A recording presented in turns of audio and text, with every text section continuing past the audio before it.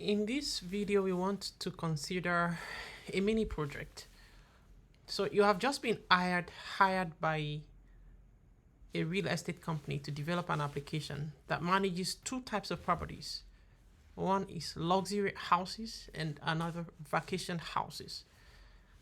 A luxury house is identified by its availability of a pool and a garden, while a vacation house is defined by its proximity to the beach and its seasonal rental price. Now, your task is to design and implement an application in Java to model these houses. Now, before we start working on this, we want to pick out key things. One is the fact that there are two types of properties, right? One is luxury houses, the other is vacation houses. So we can say that this company has two different kinds of houses. And we know that there are common things. There are things that are common between these houses. And there are lots of things. And so, like you see, this is just a mini project. It's not something crazy. And so I won't be using advanced concepts.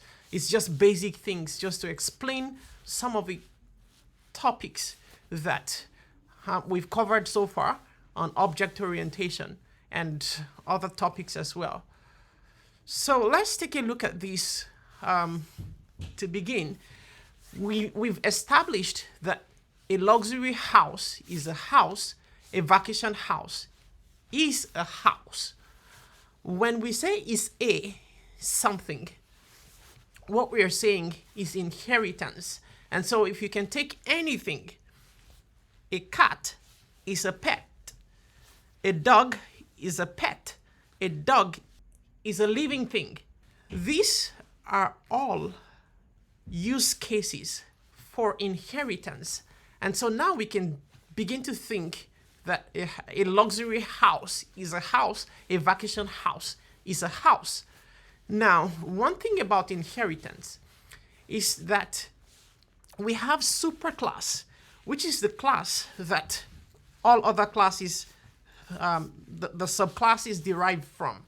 And so we want to use, or we want to adapt, or we want to make use of we want to have access to the instance variables. By instance variables, we just mean the attributes, right? And behaviors of that superclass. So when we're thinking of superclass, we're just thinking of a class that has commonalities, that brings together these different classes. So in this case, we know that we would have a house class. So let's go ahead here.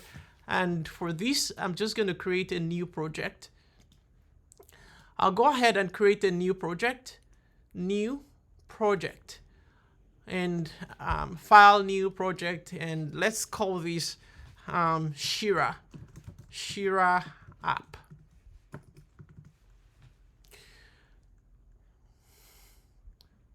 Okay, I think I'm okay with everything. I don't want to generate code with onboarding tips. I don't want to add sample codes. In fact, I want a blank template. So I choose Java, IntelliJ, that's where I am, and nothing else. I'll just hit the button create. And if you're using JDoodle, just go ahead and type out, you go to JDoodle and you choose multi-file and you select the options. I've shown you how to do that in one of the previous videos. So now let's start.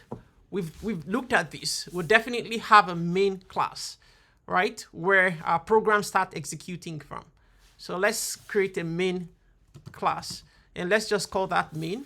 It's a class, and I want to add this time around, and we're going to leave this for now, and let's go over to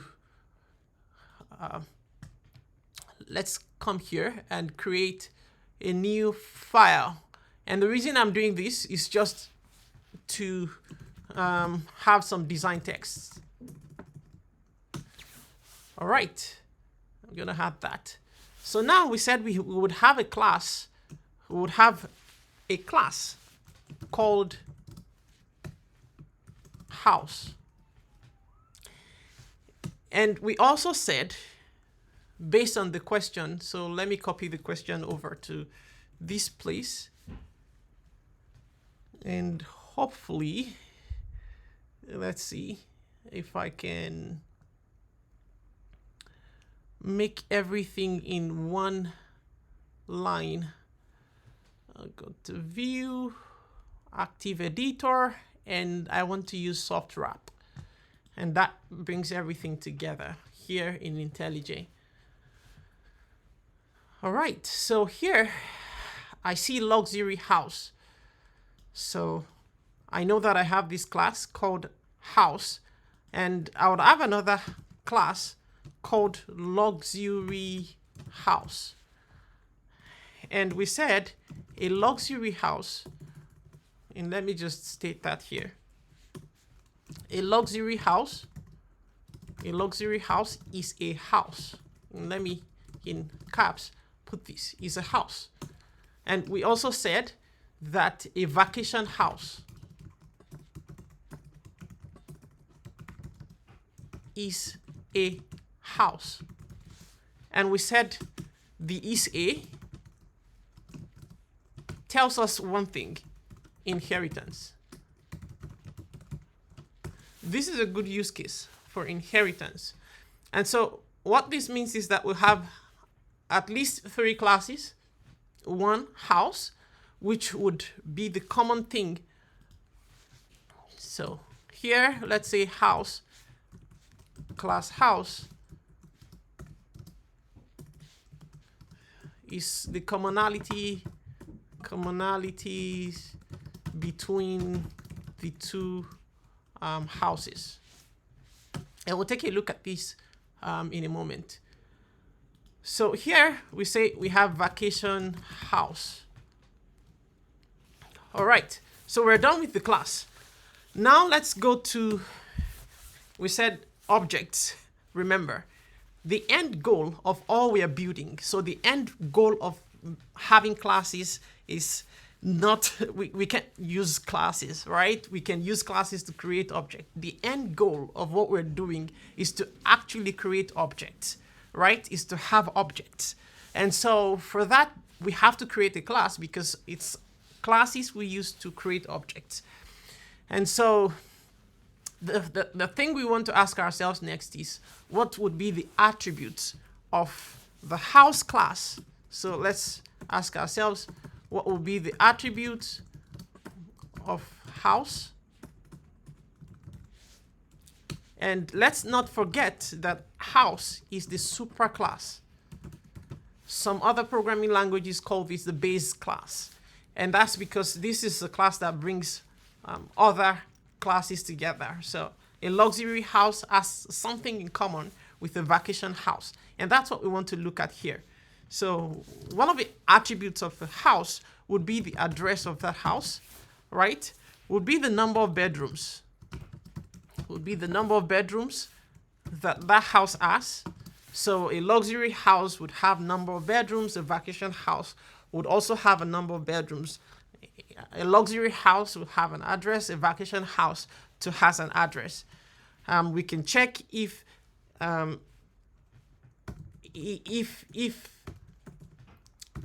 is the house available. So, right? Or let's just call it the availability of the house. The availability of the house, right? That's another thing. And so a luxury house can be available, it may not be available. A vacation house can be available, it may not be available. I want to say ahead of time that this video is going to be a bit lengthy, but it's meant to explain, not in an advanced way, but in a basic way, some of the concepts that would be useful and helpful in this course. So one other thing, which is going to be the last thing we'll talk about here, is the fact that a luxury house and vacation house both have prices, right? So now we've taken a look at this. We now have this superclass. And by the superclass, we just mean the class that brings brings out the commonalities between the two houses. Right. So let's see what's the peculiarity. Let's take a look at the luxury house to begin with. For the luxury house, which is a subclass, what would be the attributes of this of a luxury house? So what is common or what is specific to luxury house is the only thing we want to have access to, is the only thing we want to write here. And what is that? From looking at the, by looking at the question, we could tell that the luxury house is identified by its availability of pool. And so one of the things we want to include here is the availability of a pool and availability of a garden. Right. And for vacation house, so let's look at vacation house. For vacation house, which is also a subclass, the attributes of that object, the attributes of a vacation house would be, let's see, here, the proximity to the beach.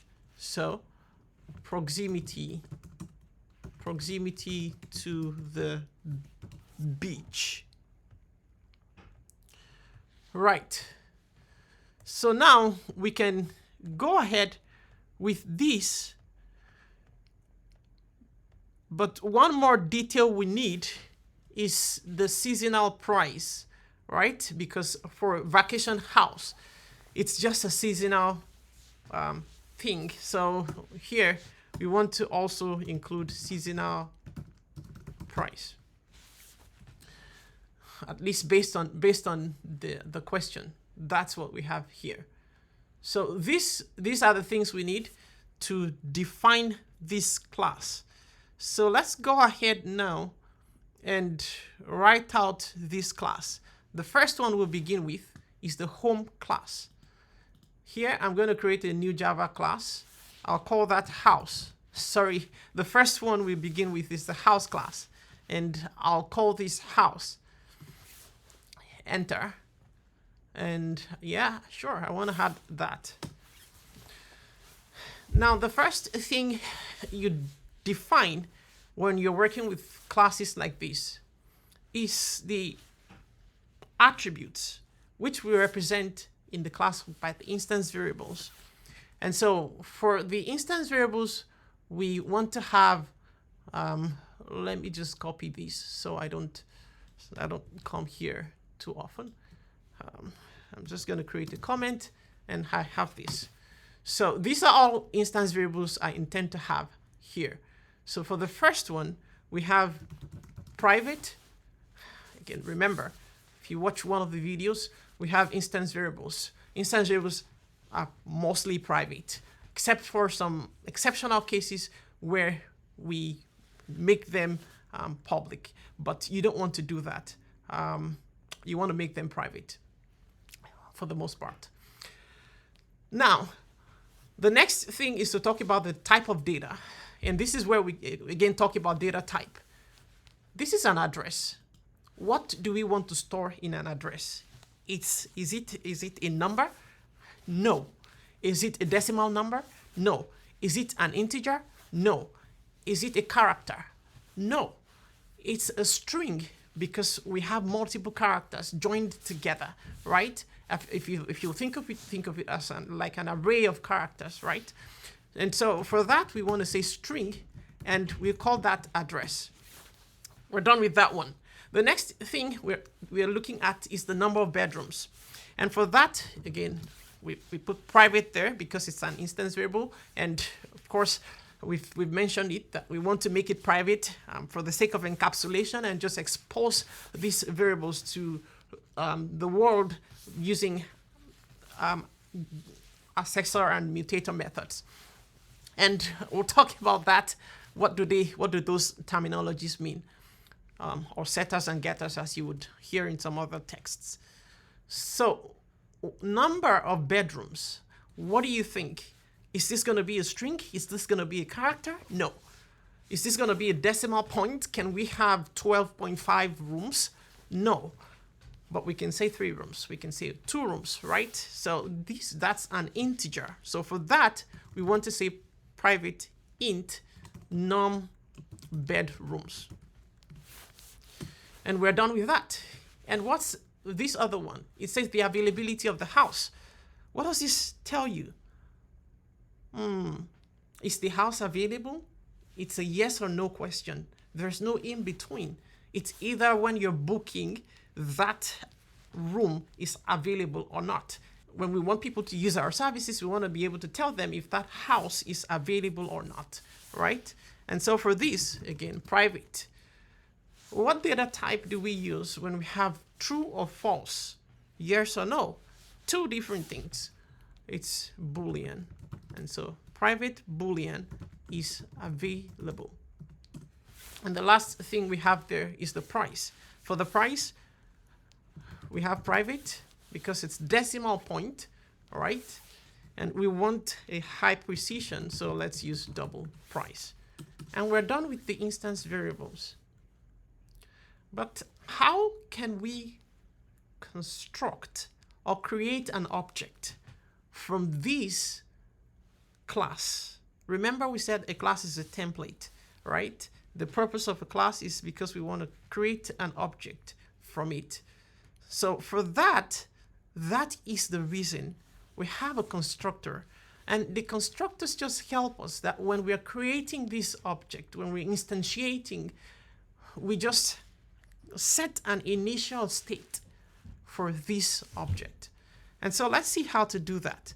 To do that, we write public. And so this time around, because we would call this house, would instantiate, would create an object from this house class, we want to have access to constructor. And so we say public, and that's why we make it public, because we want it accessible everywhere, anywhere. And the next thing is, if you've not watched the video on constructors, I encourage you to do so. Constructors do not have return types, and so we can't say public void house or public string house. Constructors do not have return types. They have the same name as the name of the class. And you'll notice that this is capitalized. H is capitalized. H here in the name of the file is capitalized. And the H here in the name of the class is also capitalized. You want to take note of those. Now here, let's say we want to be able to set the address, the number of bedrooms, the price, and we want to be able to set if the house is available or not. For that, we have to define parameters. And in defining parameters, we talk about the data type and the name of the variable. And so here, it's as easy as just, having the same name we have here and having it here. So string address, int num bedrooms, Boolean is available, double price. All right. Now we have to continue that statement using a curly bracket. And what that curly bracket does is that it just encloses other program statements that would have within that chunk or that block of code. And so what this means is that we want to have something here. So how do we set the state of an object? Recall that these are all instance variables, right? And so we want to set the state of this object. But if we say something like this, address equal to address, notice how now, if you've talked about this is a local variable, right? And this is an instance variable. So take note of the differences between the two. This is an instance variable. It's defined within the class. So we have public class house and we have the curly bracket, and immediately we define the instance variable. And so we have private string address, for instance. Now, but if we do this, what do you notice? We have string address here, but we also have this instance variable, string address. Now, is it possible for us to tell which of the address are we referring to here? Does this one refer to the local or to the instance? Does this one refer to the local or to the instance? And so to avoid such ambiguity, we want to specify that we want to take something from an outside world. Well, just let me use that outside world. We want to take something from outside, and we want to set that, or we want to assign whatever they pass in, we want to assign that value to this instance variable.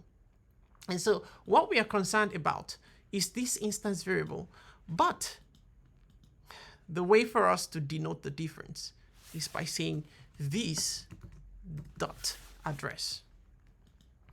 And so if we use something like this, we have to specify this dot address, and this dot address refers to this address, and then we're passing this address to it. I hope that's clear. Now, apart from also avoiding ambiguity, it's not to say that this is not going to work. This would work, but would have a weird behavior, and I don't want this video to be too long.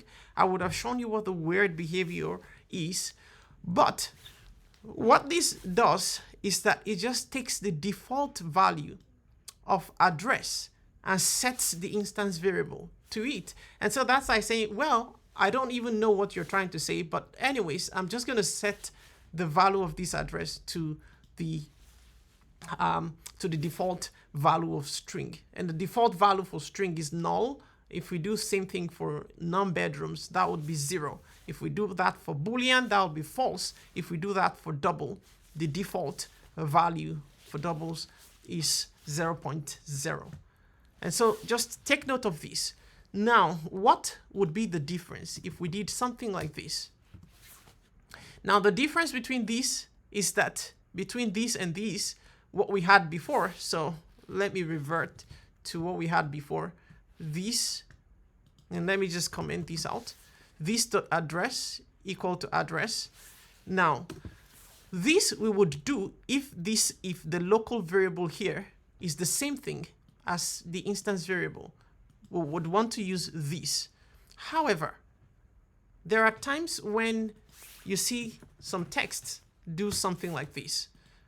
So if we have such a case as this, where the local variable is not the same as the instance variable, we just want to say address, which is the instance variable, equal to the local variable. Now, there is no longer any ambiguity, right? Because we know what address is. We know that this is the only place we have address. It's the instance variable, and we know where this ADDR is coming from. We know that this is a local variable that we're defining here as a parameter, right? All right, so both of them are valid. So let's go to the next one. And so I'm just going to run through this. This dot non-bedrooms equal to non-bedrooms. This dot is available equal to is available. And this dot price equal to price. And that's all we need here. Now, how do we have access to these variables called instance variables? Now we've made them private. If we try to access them anywhere else, we will not have access to it. And let me just show you a moment. I'm going to turn this to public. I'm going to turn price to public. Notice that public double price, which of course I don't advise you to do, at least in most cases. So, but I'm going to go over to the main class. Here in the main class, I'm going to quickly say public, static, void, main. I just want to create an entry point for where our application will start running, string args. Now I want to instantiate that object. I'm going to call this house deluxe1 equal to new house. And here, let's see, we have 4 different things: the address, the number of bedrooms is available. So here, let's call the address 123 White Lane Avenue. The next thing we want to define there is the number of bedrooms, and the next thing is available. The number of bedrooms here, we want to say 3. Is it available? We want to say true. Yes, it's available. And the other thing we want to set there is the price. So let's just say this is 56.90. And we're done with that. Now let me show you something. If I do Deluxe1 and I say dot, notice now how that I have access to this price. And the reason is because we made price public. And you notice that we didn't have access to string, to the private Boolean if we made this public as well. And let's get back here. If I call deluxe dot, notice now we have is available, right? And we said this is discouraged. So let's make this private again, and let's make this private again. Now, because we don't have access to these methods, to those instance variables, but we need them, how do we then access them? This is where we use something called accessor methods. So what accessor methods do, or in some text you hear getters, or getter methods, or getters. Yeah. So what do we need to do? We need to provide these accessor methods. Accessor methods are just methods that give us access to these instance variables. And they're very simple to write. The first thing is, because we want access to these instance variables, we want to call public, because we see that that's one way for us to have access to this, to them anywhere, right? The next thing is to look at the data type of that instance variable. In this case, it's string. And so we say public string and get address. Now, get address is just a way to say we want to get. And so that's why these methods are also called getter methods, because we want to use get and then the name of the instance variable. So you notice that this is address, but notice how that this is capitalized. A is capitalized. That's because we use camel case here. So the first letter is lowercase, but subsequent words are capitalized. So here we have parentheses, curly brackets, and here we just want to return. We want to return the address. Now notice that we don't have this dot address here, right? And that's because we don't need it. We don't need it because there's no ambiguity. But as soon as I put anything here that has the same name, then I have to state which one am I really returning. But there's no ambiguity. So how do we write accessor methods? Public, the name, the data type we're returning, and we want to have this get and whatever the name of the instance variable is, and the parentheses. And usually the parenthesis is going to be empty. It's going to be blank, nothing in there, because all we just want to do is just to get the variables, the instance variables. So let's go ahead and I'll just quickly rush through this and write the accessor methods for the other variables as well. And public int num bedrooms. I'm going to say get num bedrooms, and in parentheses, I just want to have return num bedrooms. And as you could tell, these variables are just about the same thing, no difference between them. So public Boolean, get. So in this case, because as you could tell, this name is a little bit different, right? We can say get address, get non-bedrooms, just to say get the number of bedrooms, get the address, get the price. So in fact, let me do that of the price first. We know that it's double, and we can say get price, and that works just fine. And we can say return price. And this is just to also show you that the order doesn't actually matter. So now for this one, I can say public boolean. Now this name isn't going to be too okay if we say get is available. However, we can say is available. That's more like asking a question. Is it available? So here we want to return is available. And I just realized that I didn't include the parenthesis there, and that's why it's yelling at me. All right, so those are the accessor methods. But wait, we don't just want to have access to these variables. What if we want to change the price, right? The company has hired us to manage this application, and so we know that sometime later on prices change, prices fluctuate, there's inflation, things change, right? So how do we then change the value of this instance variable? That is where we call mutator methods. That's where we use mutator methods. And mutator methods, again, in some other texts, you have setters, right? That's what it's called. And its purpose is to set the value of that instance variable. And to do this, again, it's similar. However, this time around, of course, we know it's still going to be public because we want to have access to it in the main class. But now we're not returning anything. And when we're not returning anything, the return type we want to use when we're not returning anything is void. Again, let me say that. When we are not returning anything, we're not returning any value to the user. The return type, the type we want to use is void.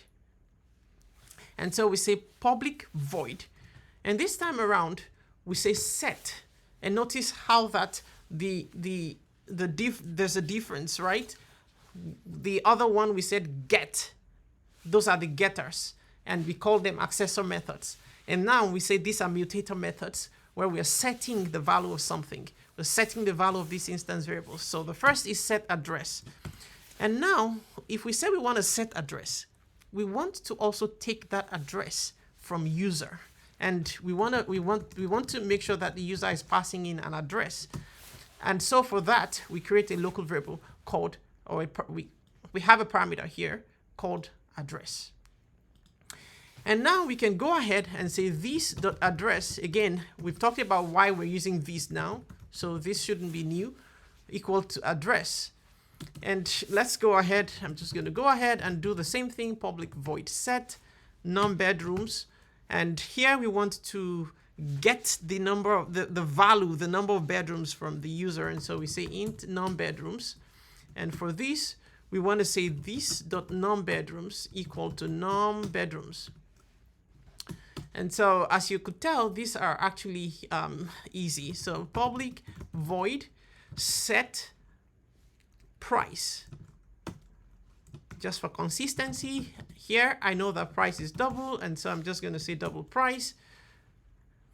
And we can say this.price equal to price. All right. And let's do the final one, public void set available. And here we know that it's a Boolean. So Boolean is available. And we just want to say this.isAvailable equal to isAvailable. All right.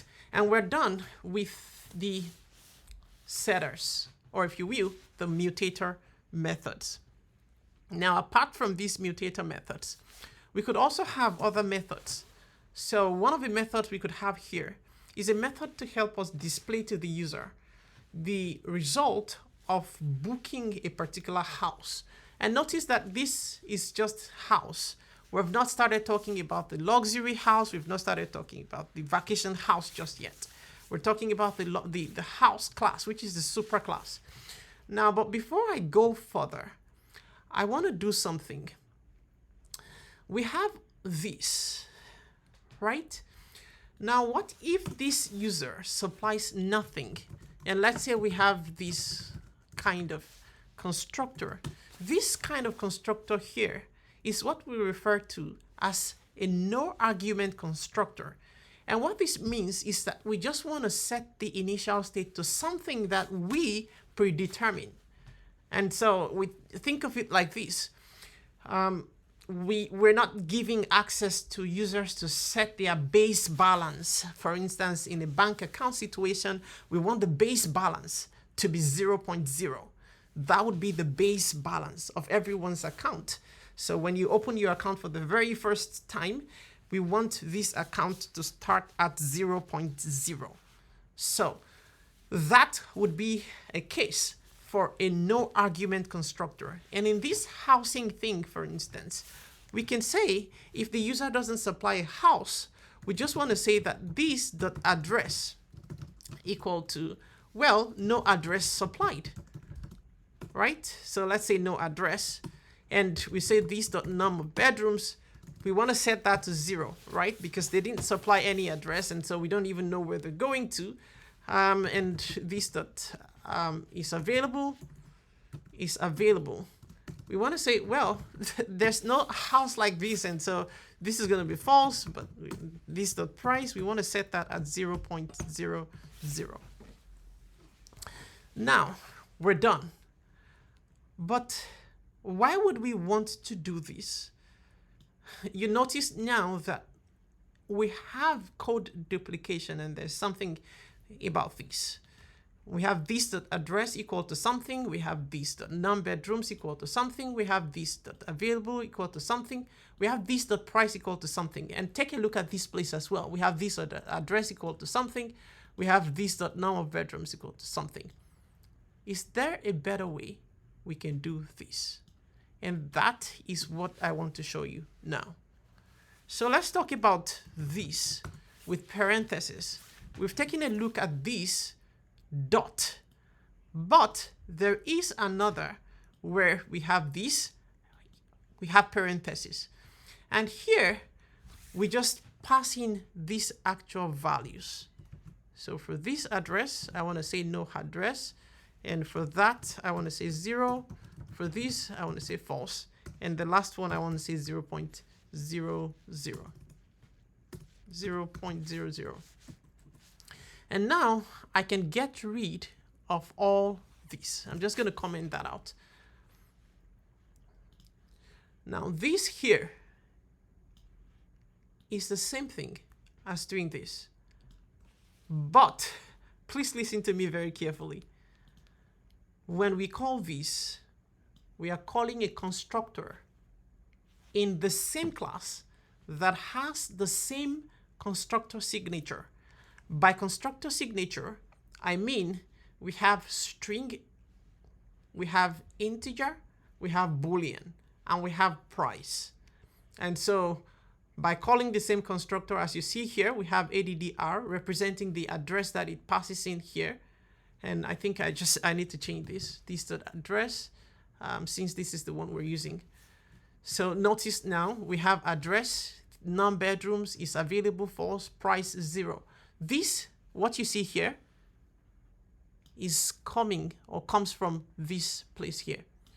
And this is typical of what you want to do when you are instantiating or when you're creating that object. So if we were to make use of this house object, for instance, you notice, if you recall, we had to set this. We said Deluxe1 equal to new house, and we set the address, we set the number of bedrooms, we set is available, and we set the price. However, it's possible for us to say house, no house, equal to new house.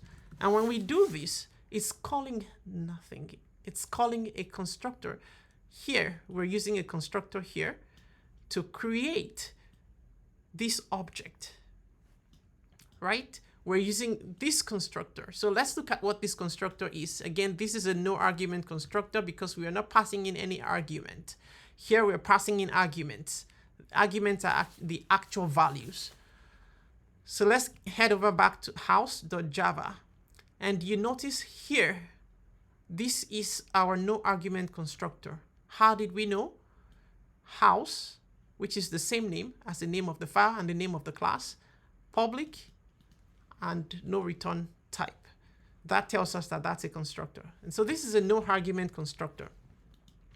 Now, let's take a look at this again. I said when you use this in parentheses, what you're doing is that you're calling a constructor with the same constructor signature. And by constructor signature, I mean how many parameters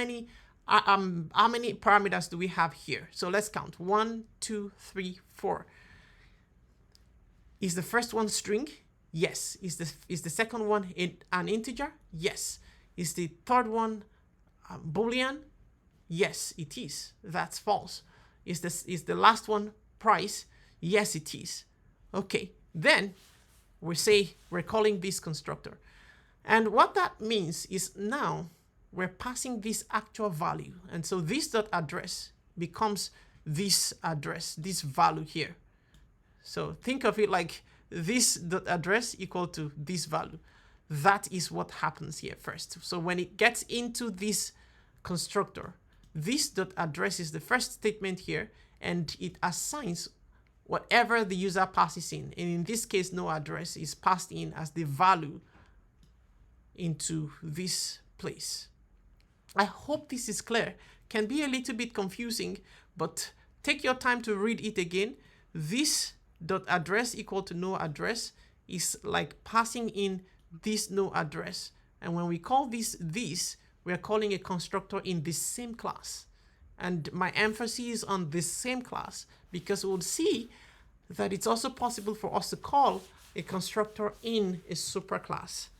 For that, we would use the super keyword.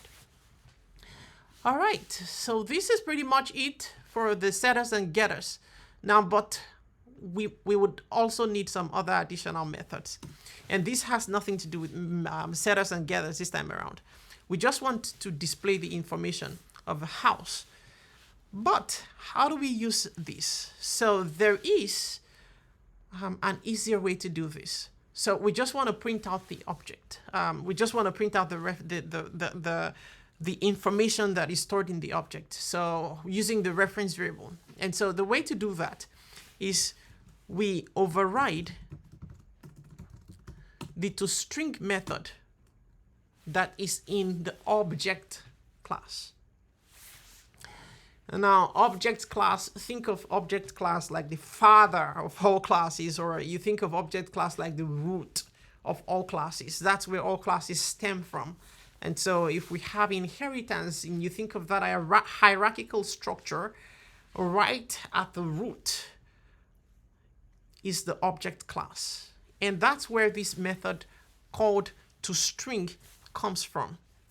And here in toString, we just want to say public. We're returning a string, and the name of the method is and has to be toString.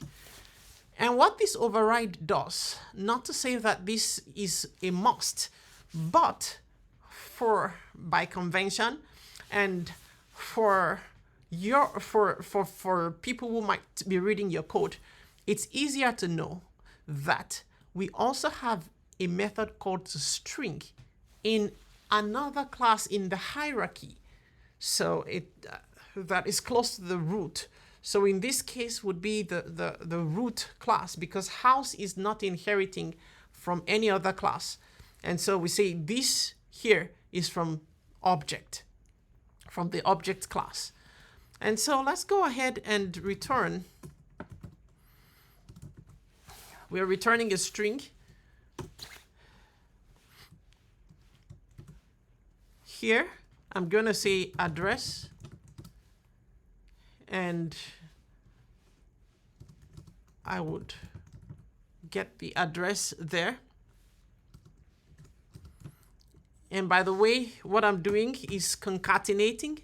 And so when we use this plus or addition operator, it's not addition actually when it comes to strings. We call that concatenation. And what that means is that it's joining two strings or two strings together. Yeah, it's joining two strings together. Here I'm having a new line, and I want to say bedrooms.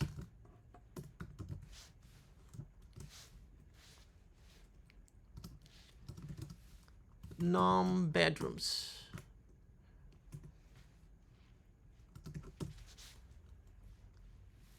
Here I want to say price. And because I know that this is going to be in dollars, I'm just going to have price. And finally, we can, I forgot the new line. And by the way, this \n is an escape character. And what it does is that it just creates a new line. It's similar to you having system.out.println. And the last thing is available. So is the house available? So for this one, we want to say, is this house available? Yes or no. We don't want to return true or false to our users. And the way we would do this is by saying is available. So that's more like saying is available. This is a short form for saying if the house is available, we want to output yes. If it's not available, we want to output no. All right, so that's what we have here in override. And like I said, if we don't include override, this is going to work actually. However, we need to include override just so as to avoid certain errors. If we try to do this and this method is not available in the superclass, we will get an error. But if we don't include override and we write this out, it's going to work even though it's wrong. So we have toString, the uppercase S capitalized. All right, so now let's do one more thing. So finally, one more method we'll provide here is public void. So let's say the house, each time a person, books this house, we want to mark that house as sold out, right? So let's say we want to mark as sold. And like I said, this is not a crazy program. This is not something that is too sophisticated. I'm trying to keep it simple, but trying to also make sure that I explain the principles here. So we want to mark as sold. Once we mark as sold, we want to say the house is no longer available and the price is 0.0. And now we're done with the house class. What have we learned from here? So let's go ahead and see, because I can see in this IntelliJ telling me, hey, we have a problem with this program. But let's go ahead and just say system.out.println deluxe1. If I try to run this, let's see what we get. And boom, we have this address 123 White Lane Avenue, bedrooms 3. And I forgot to include the new line here, as you could tell. Where should we modify? Right here in the house.java. Remember the toString method? Yes, that's where we modify. So here in available, I also want to have a new line. And by the way, now you see what new line does, right? It just moves the cursor down to another line and then prints whatever you have in front of it. So just to explain to you what this means, address, and the actual address gets printed out here. If we include this address in quote as well, we just get this address printed out. So the value of the address will not be printed out, but the string or the text address is what will get printed out for us. And we have this \n, which is more like saying, hey, move to the next line. So you can see here, it's on the next line. And then it prints out bedrooms with the colon, space in between. And we have the number of bedrooms, the actual value. And so when we want to print in Java, when we want to print actual values, we don't include them in strings or in quotes this way. We rather type the name of the variable, and that gives us what value is stored in that variable. And now, the same thing here, and the same thing here. Go to the next line. And available, and that's I'm going to run that. I'm going to rerun it again just so you see. And I need you to pay attention here. Right here is where I want you to pay attention. So I'm going over to main.java. I'm going to hit the run button, and let's see. There we go. So this is the output that I wanted us to get. All right. So now we're done with the house class, and now recall that here in our design, and let me move this to the right hand side, we're done with the superclass. Now we've got a lot of things to do. We have the subclass, and we have another subclass. Now we said all houses have address, all houses have number of bedrooms, all houses available, we can check if they're available or not, and all houses would have their own prices, right? But then we also said these variables are instance variables and they are private, and so which means that we can't access them anywhere else apart from this class. So the only place we can access any of these variables is just within this class. So what then do we do? Let's go ahead and create the vacation house class. So for that, I'm going to create new Java class. Again, if you're working with JDoodle, it's the same thing, just create a new file. And for this, I'm going to call this vacation house. I'll hit enter. Do I want to add? Yes, definitely. Now, remember, this is also a class. And what do we know about classes? They are templates. We want to create objects from them. And now we're getting to that point where we are specifically saying, hey, this is a vacation house. I need a vacation house. And even though vacation house is a house, but I need a vacation house. So let's see how this works. For the vacation house, we don't just want to say vacation house. Remember, when we were designing, what did we say? We said a vacation house is a house, right? And we've already created this class called house. What does that tell you? And when I come here, I can't just say vacation house. In my design, I know that vacation house is a house. And so what that tells me is that I'm going to have to use a keyword called extends. So when you think of extends, think of that word is a. And then we want to have the name of the class, which is house in this case. So when you want to read this now, we can say vacation house is a house. That's essentially what this means. And you want to make sure that you include that extends keyword and the name of the class. Now let's go ahead to continue.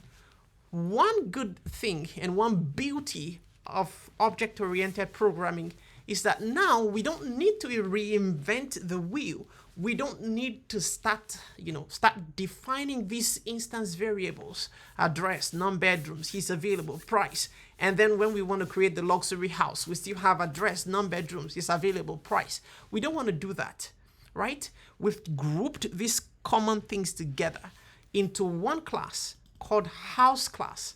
Now we can go ahead to inherit from this house class, or if you will, we can then extend from this house class.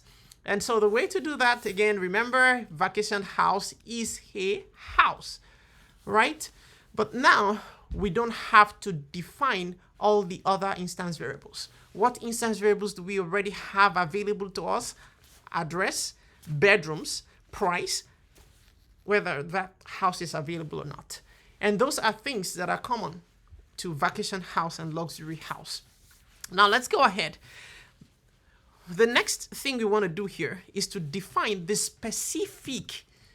So again, define the specific attributes of a vacation house. And remember, when we're talking about attributes, something should come to your mind: instance variables. And when instance variables comes to your mind, just think of private, right? So we know private. So let's get back to our design.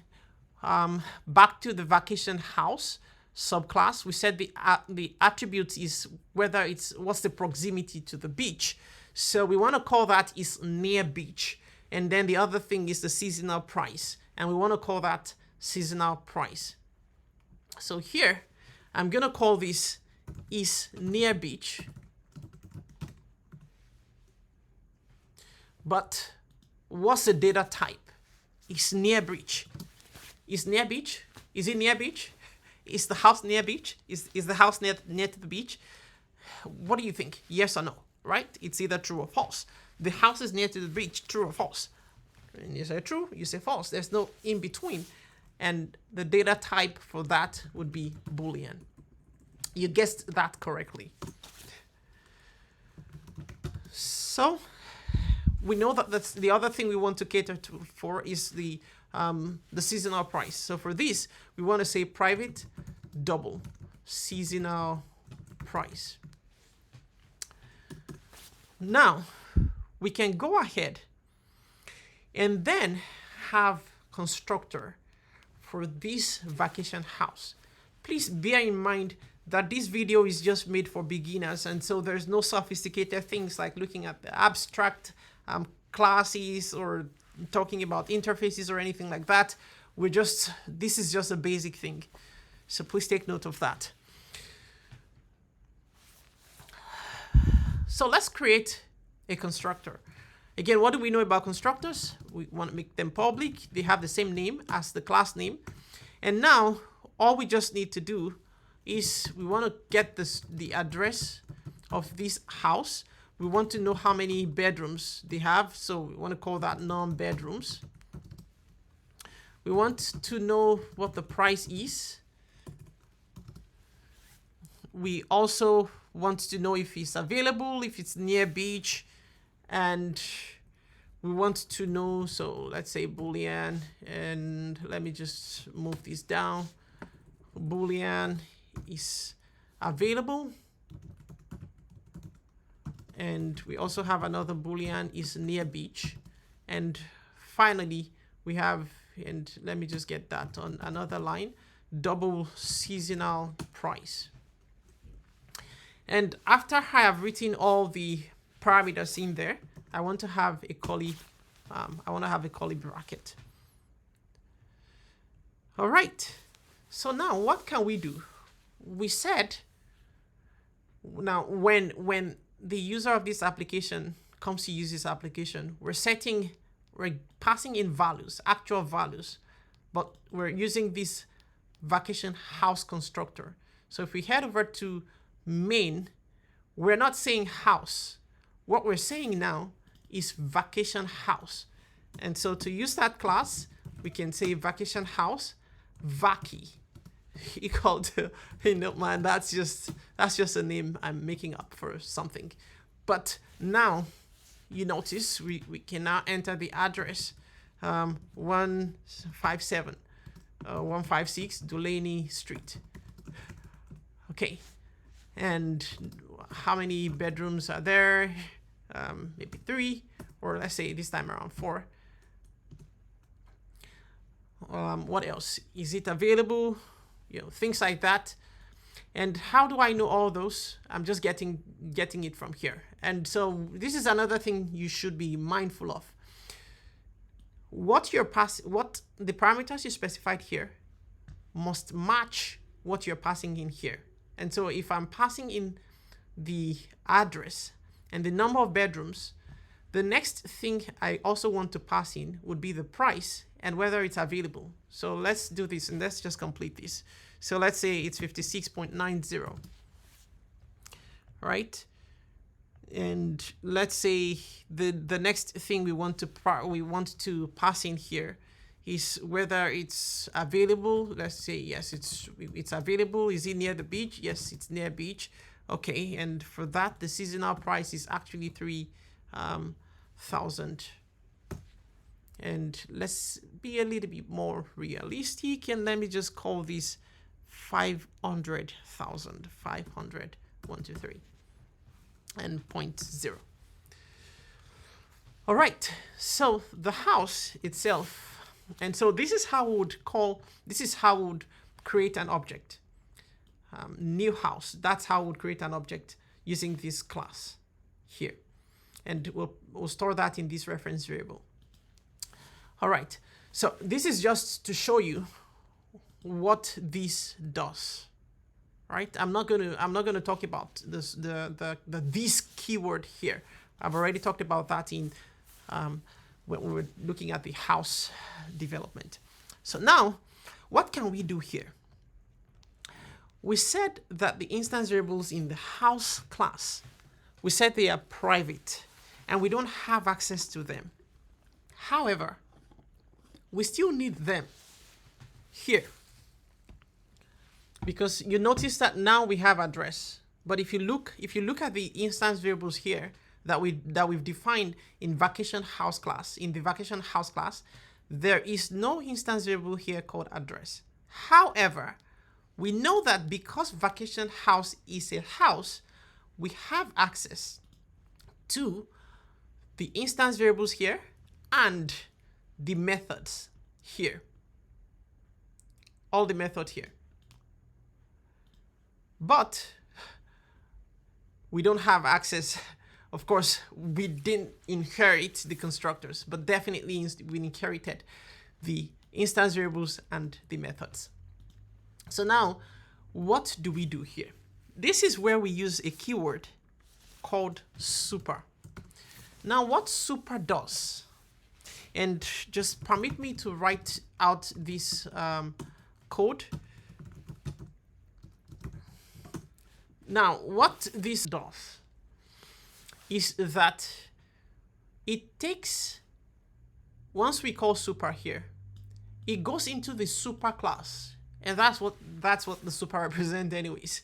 It goes into the super class and checks to see if there is any constructor that matches this. So do we have a constructor that has 4 parameters that has 4 parameters? Yes, we do. So let's look at the superclass. What's the superclass? Again, how do we know? This is the superclass, right? Extends house. So let's go to house. Do we have a constructor that has 4 parameters? 1, 2, 3, 4. Yes, we do. All right.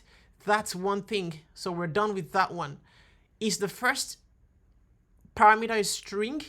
So let's see. Let's come back here. Yes, it is a string. Is the next one an integer?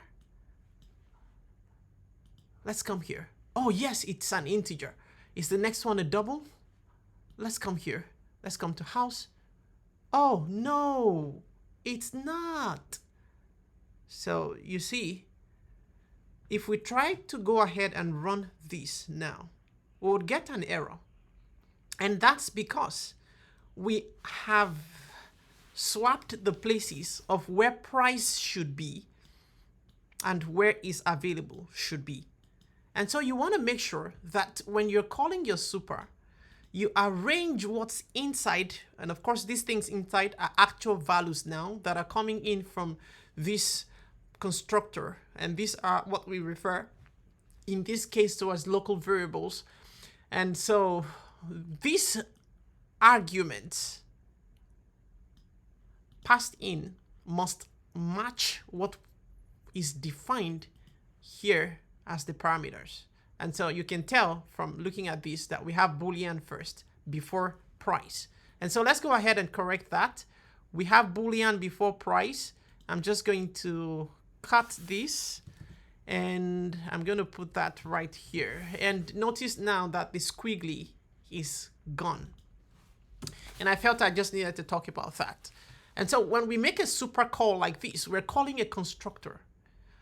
And does that sound familiar to you? Let's head over here and let's take a look at this. Boom. We see this, right? This.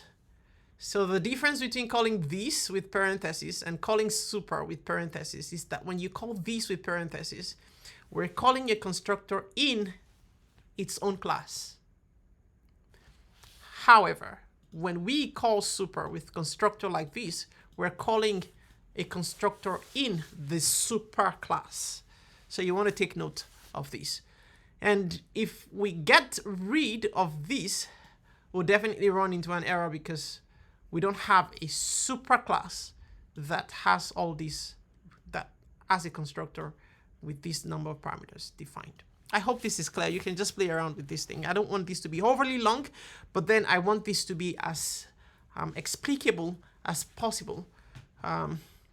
So let's say this dot is near beach equal to is near beach. I've talked about why we're using this. Is near beach. And this dot seasonal price equal to seasonal price. All right, seasonal price.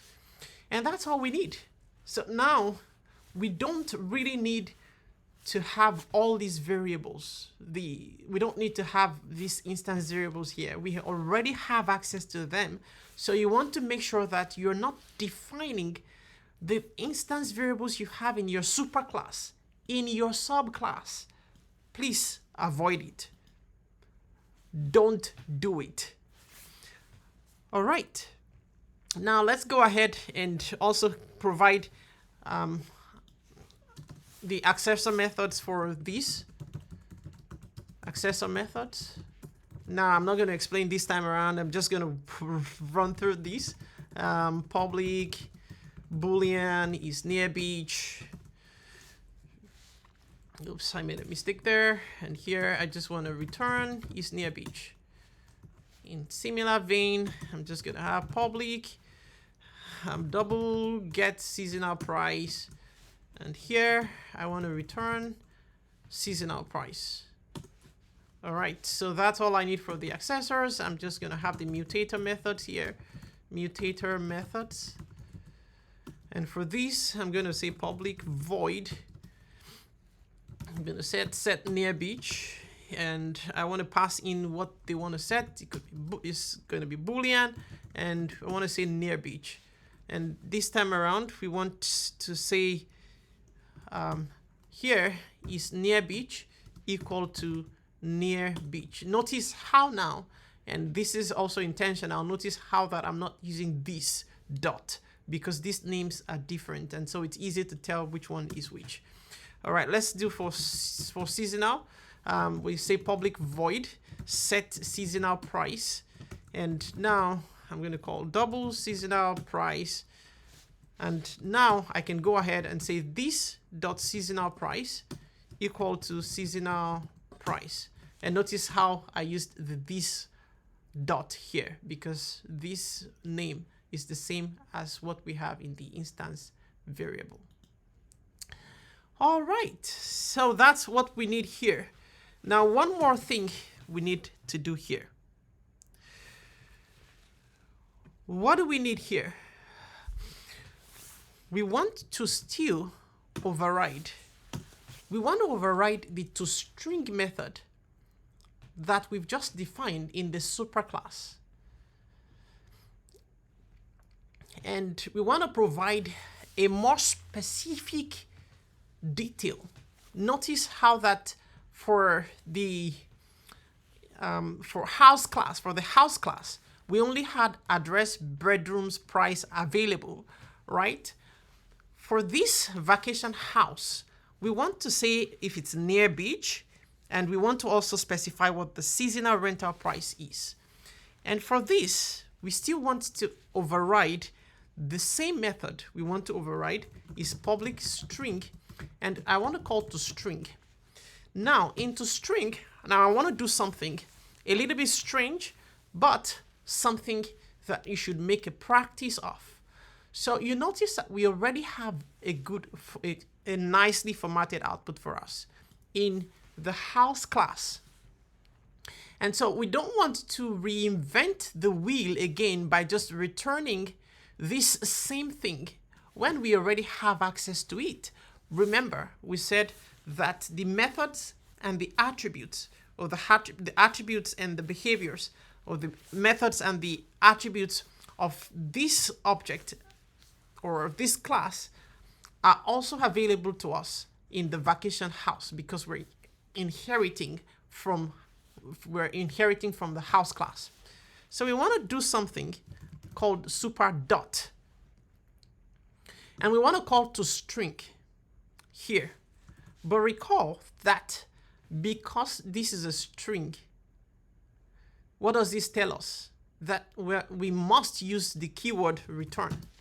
So a little note here. When you see public and there's something here that is not void, and then the name of the method, notice that methods have parentheses. They should have parentheses. That's how you know that's one way to know their methods. But this is what I want to call your attention to.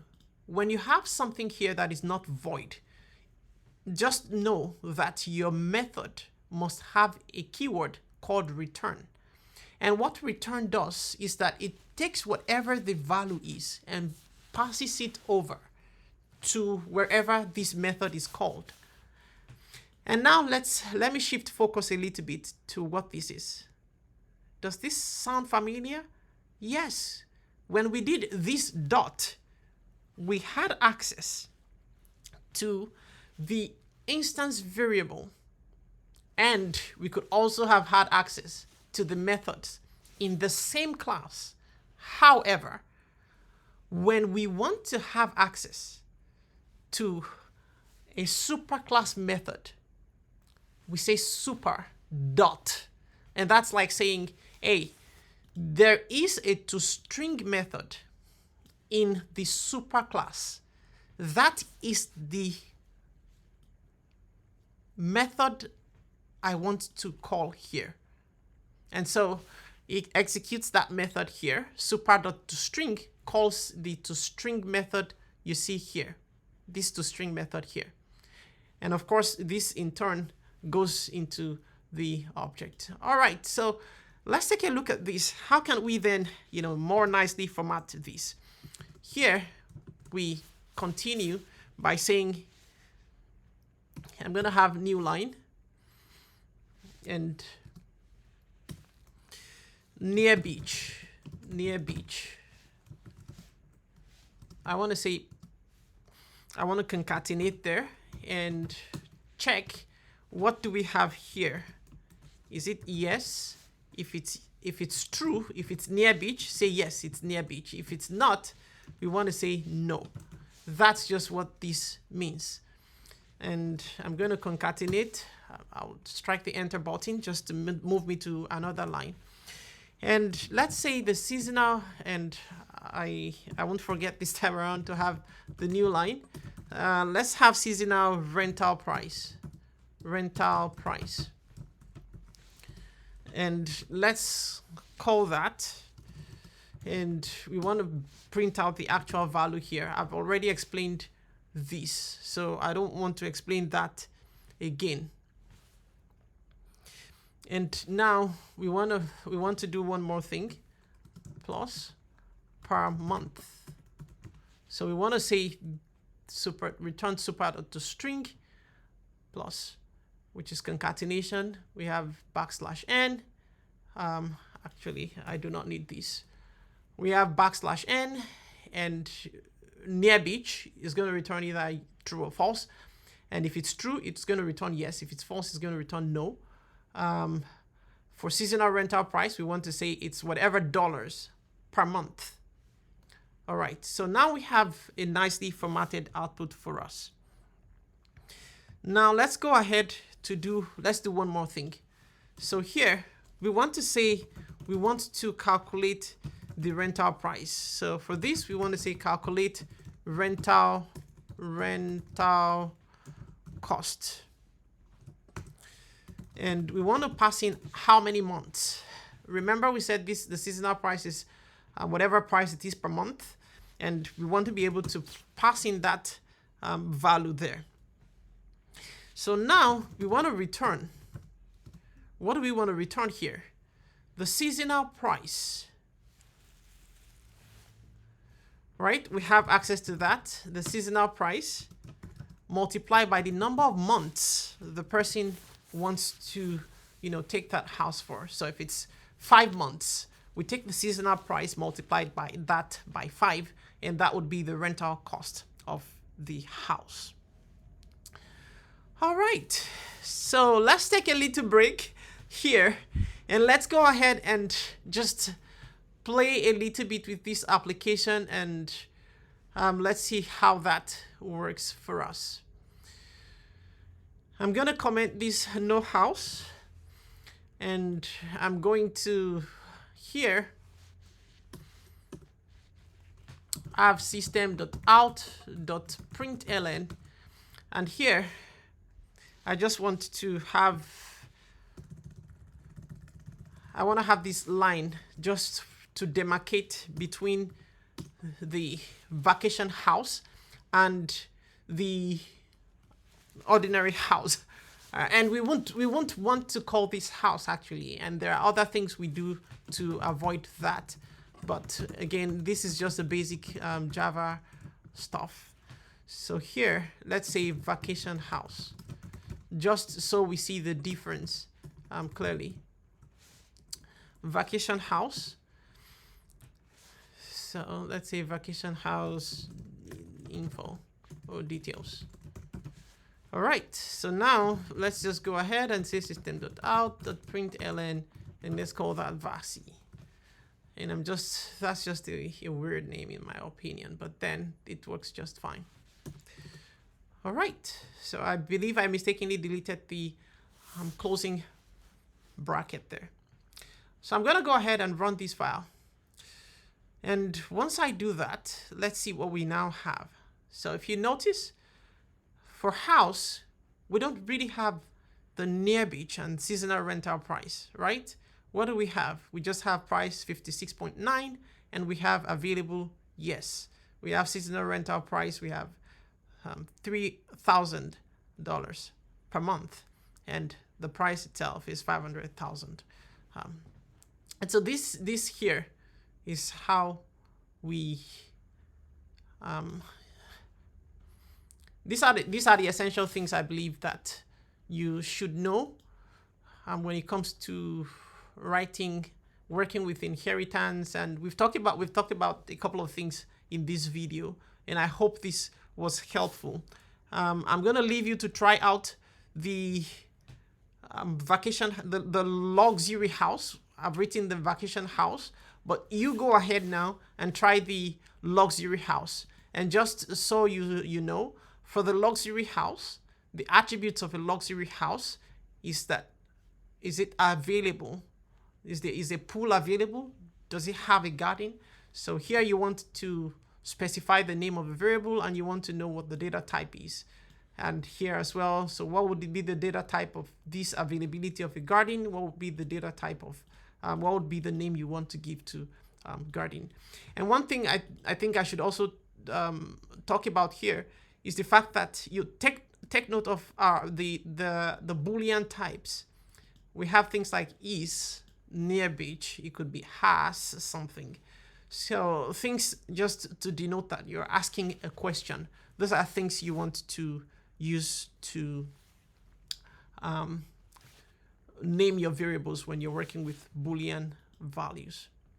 All right, so go ahead and work on this, and I'll see you in the next video where I would also walk through the solution to this other problem with you.